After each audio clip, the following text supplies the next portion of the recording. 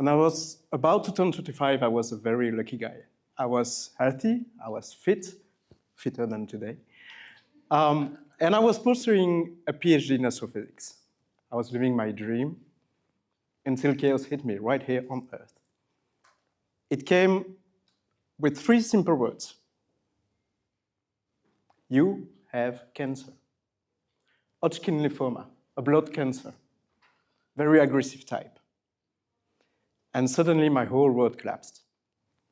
My doctor, she tried to light on the moon by telling me jokes about Sheldon Cooper from the Big Bang Theory, but I quite didn't laugh to that joke. The other jokes, they rapidly followed. I had my very first chemo on April 1st, April Fool's Day. And I celebrated my 25th birthday during chemo. So I don't celebrate birthdays anymore. But you know, the hardest part wasn't about birthdays. It wasn't the fear. It wasn't even pain. It was the injustice, the unfairness of it. I'm still angry at it sometimes. I kept asking myself, why me?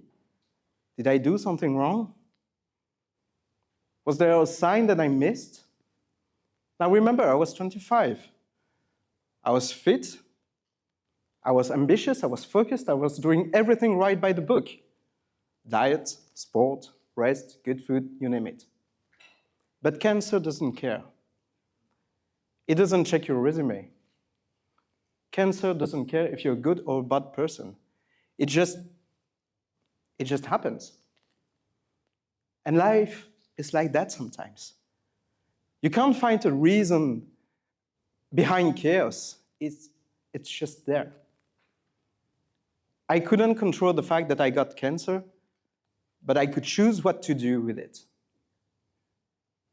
Now, let me be very clear. Chemo sucks. There's no other way to say it. Your body falls apart. You're always weak, always tired, always in pain, always scared. Even your taste buds, they betray you. For example, water used to taste like cardboard.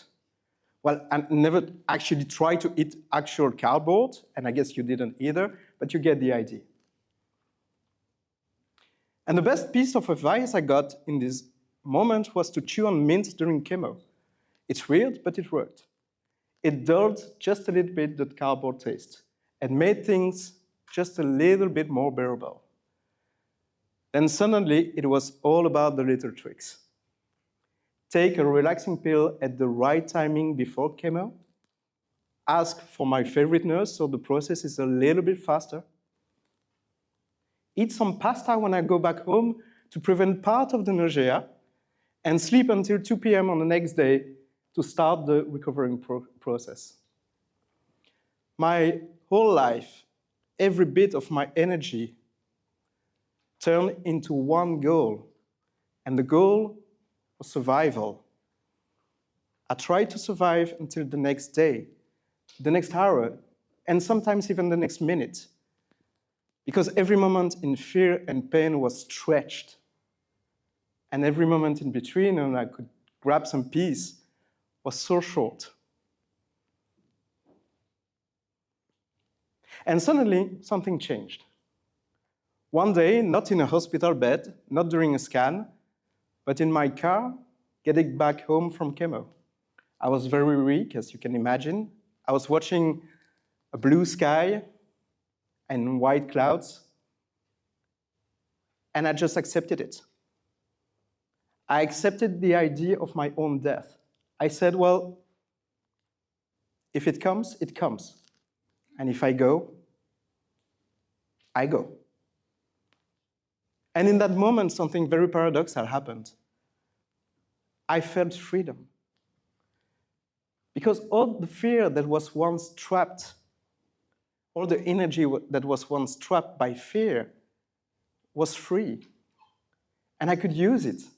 I could use it for everything, for anything. Now, again, let me be very clear. Cancer, it is not a very uplifting, nice experience that everyone should try once in their lifetime. Fuck it. Fuck cancer, really. It doesn't hurt just the patient, it hurts everyone around them. There's a very special kind of bravery for those who can't fight cancer, but can fight beside us. Those who can hold our hands when the scan results come back. They fight by pretending they are not scared, so we don't get more scared. And they fight by being our strength when we have absolutely none.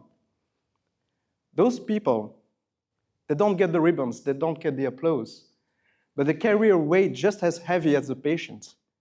They carry the weight of seeing helplessly someone they love suffer.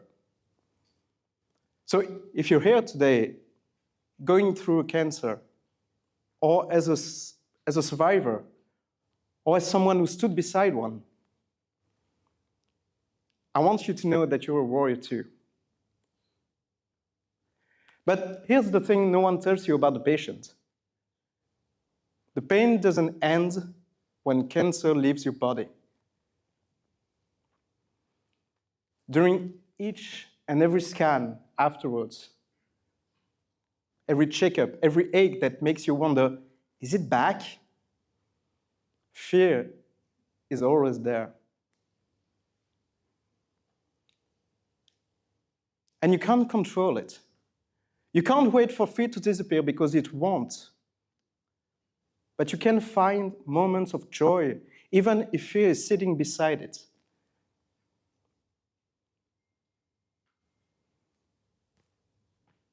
You can say I didn't choose cancer, but I can choose what happens next. And to me, life is like that. Chaos is everywhere, not just during cancer, but when your career takes a wrong path, when life doesn't go the way you planned it, when a relationship ends, chaos is everywhere, and it is terrifying. You can't control it, you can't even understand it. I can't neither. But I can decide what to do with it.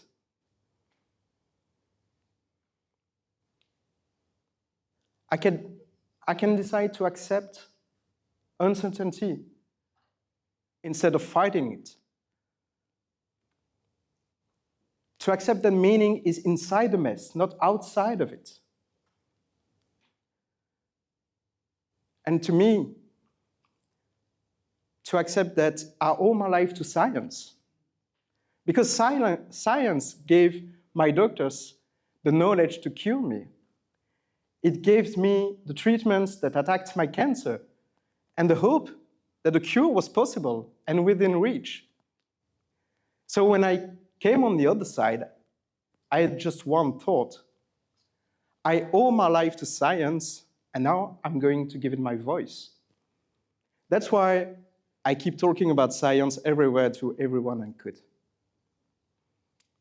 I want people to understand science. I want people to trust science. And maybe one day it will save their life too.